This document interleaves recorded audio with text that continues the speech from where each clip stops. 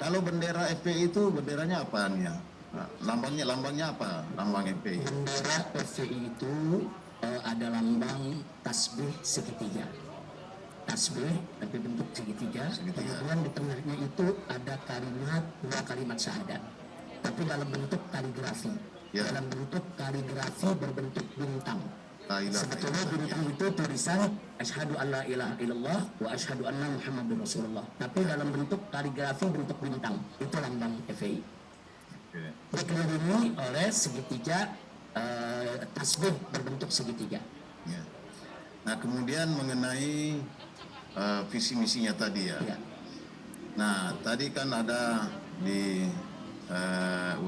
bahwa itu berdasarkan kepada Pancasila, berdasarkan Pancasila.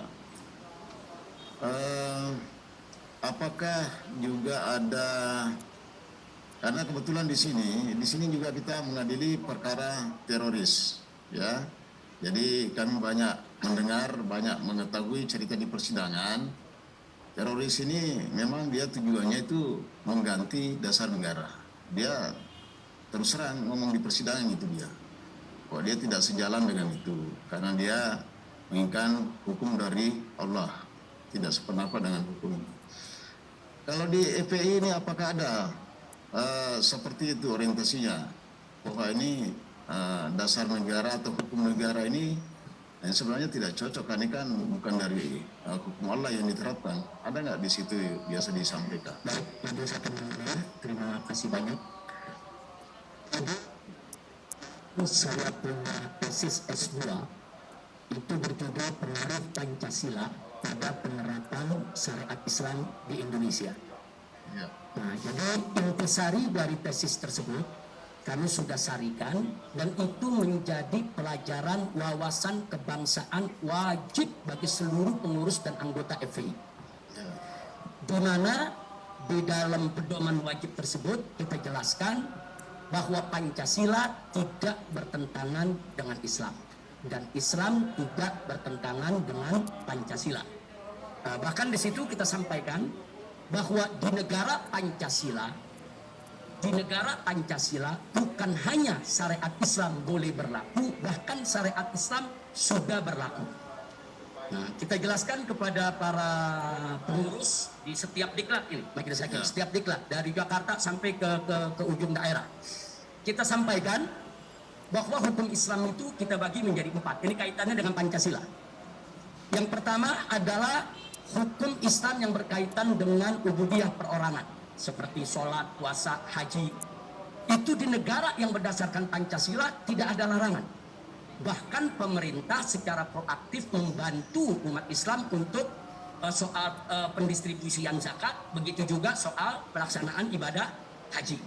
Jadi dalam klasifikasi hukum Islam yang pertama itu sudah berjalan di negara yang berdasarkan Pancasila. Yang kedua, yaitu hukum Islam yang berkaitan dengan hukum rumah tangga. Nah, seperti hukum perkawinan, perceraian, sampai kepada hukum warisan. Ternyata di Indonesia ini justru sudah dilembagakan, sudah diformalisasikan sebagai hukum positif.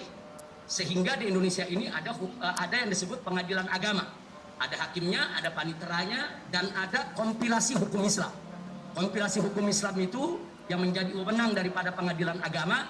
Di sana ada bicara tentang hibah, tentang wasiat, tentang warisan, tentang hukum perkawinan, dan seterusnya. Artinya klasifikasi hukum yang kedua ini sudah berjalan di Indonesia. Jadi nggak betul kalau negara Pancasila itu menolak syariat Islam.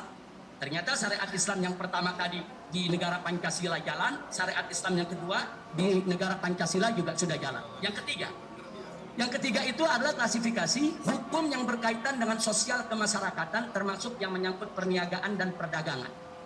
Ternyata di Indonesia pun tidak dilarang orang membuka satu lembaga keuangan umpamanya dengan bunga 0%. Bunga 0% kan berarti non ribawi. Nah, itu tidak dilarang di Indonesia ini. Nah, karenanya di Indonesia ini ada bank syariat, ada asuransi syariat, ada leasing syariat, dan itu sah resmi diakui oleh negara. Begitu juga pendidikan.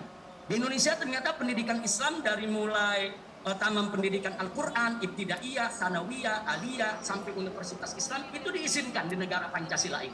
Artinya di negara Pancasila ini klasifikasi hukum yang ketiga yang berkaitan dengan sosial kemasyarakatan termasuk perniagaan dan perbankan, Indonesia tidak pernah melarang syariat Islam, bahkan sudah berlaku. Jadi Yang terakhir, yang keempat. Yang terakhir yang keempat yaitu hukum yang berkaitan dengan pidana. Nah, ini kita bicara pidana sekarang Majelis Hakim. Nah, saya sampaikan kepada seluruh diklat bahwa hukum pidana ini semangatnya itu di dalam hukum pidana positif Indonesia dengan pidana Islam sama semangatnya. Dan substansinya juga sama, hanya bentuk hukumnya yang berbeda. Artinya begini, semangat dan substansi. Dalam pidana Islam mencuri dilarang, dalam hukum positif pencuri juga dilarang. Dalam pidana Islam membunuh dilarang, dalam hukum positif juga membunuh dilarang. Dalam hukum positif korupsi dilarang, dalam pidana Islam korupsi juga dilarang. Artinya substansi larangan itu ada. Dan sama-sama dalam hukum positif bahwa perbuatan pidana tersebut harus diberikan sanksi hukum. Dalam Islam juga sama, harus diberikan sanksi hukum. Hanya saja yang berbeda adalah bentuk sanksinya. Nah, kami sampaikan kepada seluruh laskar, seluruh pengurus FPI, artinya dari 4 klasifikasi tadi, syariat Islam itu sudah berlaku di Indonesia. Klasifikasi pertama, kedua, ketiga sudah berlaku. Sedangkan yang keempat, yang belum berlaku hanya bentuk sanksinya. Tapi substansinya, semangatnya, dia sudah ada di Indonesia. Nah, kemudian saya tutup, biasanya kalau dalam diklat-diklat, nah bagaimana kita memperjuangkan yang keempat ini supaya berlaku di Indonesia? Harus secara konstitusional, lewat parlemen, lewat DPR. Karena kalau DPR setuju besok ada undang-undang koruptor dipotong tangan, maka itu akan berlaku. Nah, jadi gerakan kami di FPI ini adalah mendorong bagaimana syariat Islam itu bisa diformalisasikan, dilembagakan sebagai hukum positif dengan lewat prosedur konstitusional. Jadi kami di FPI nggak pernah punya masalah dengan Pancasila. Bahkan kami tidak setuju kalau Pancasila itu diganti. Kenapa kami tidak setuju? Karena Pancasila itu peninggalan ulama. Dulu Kiai Haji Hasyim Asy'ari, pendiri anak daripada pendiri Nahdlatul Ulama, kemudian Kiai Haji Abdul Qahar Muzakir, itu beliau pimpinan Muhammadiyah ketika itu, dan Kiai Haji Agus Salim, pimpinan Sarekat Islam. Beliau bertiga dengan ulama-ulama yang lainnya berjuang habis-habisan, yaitu di BPUPKI, sehingga akhirnya tersusun Pancasila yang kita kenal saat ini, yang disahkan pada tanggal yaitu UUD 45 18 Agustus 1945. Jadi sekali lagi, bagi kami FPI, Pancasila itu adalah dasar, bukan lagi pilar, Majelis Hakim, dasar.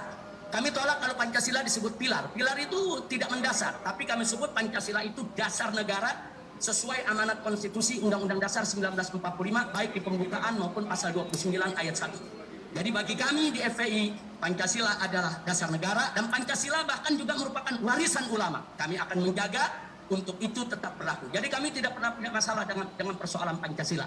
Maka itu dengan kelompok-kelompok yang tadi Pak Majelis Hakim sebutkan, ada kelompok-kelompok yang terduga teroris atau kelompok teroris yang menolak Pancasila dan lain sebagainya, kami tidak sependapat dengan mereka. Bagi kami, Pancasila tetap harus menjadi dasar negara Republik Indonesia. Yang penting adalah bagaimana menafsirkan Pancasila itu jangan sampai bertentangan dengan ajaran agama. Agama yang manapun di Indonesia harus dihormati, dihargai, dan tidak boleh Pancasila dihadap-hadapkan dengan agama. Begitu Majelis Hakim.